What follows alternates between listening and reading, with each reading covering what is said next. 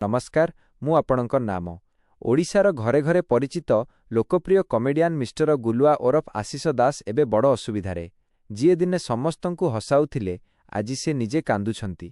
गुलुआंक अभियोग तांकु मिलुछि जीवनरु मारिदेबाकु धमक हेले अन्यपटे तांको पत्नी वर्षा आनिछंती सांघातिक अभियोग।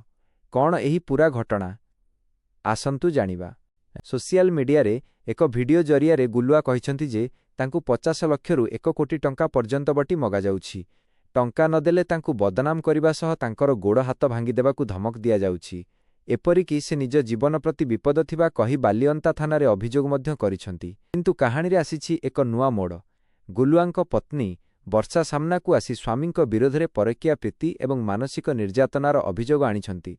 वर्षांक कहिबा कथा गुलुआ अन्य जणे महिलांक सह संपर्क रे अछंती एवं एही सबु धमक कथा एक ड्रामा बोली से दाबी करिछंती।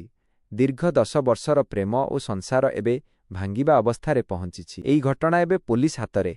गुलुआ सुरक्षा मागुथिबा बेले वर्षा न्याय चाहुचंती। ओलीवुड एवं यूट्यूब जगतर एही प्रिय जोड़ींक मध्यरे एभली विवाद देखि फैंस माने मध्य आश्चर्य होई जाइछंती। न्यूज एंकर तेबे सत कौन?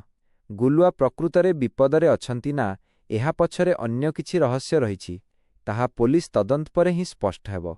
एही भली अधिक अपडेट पई आम चैनल को सब्सक्राइब करंतु।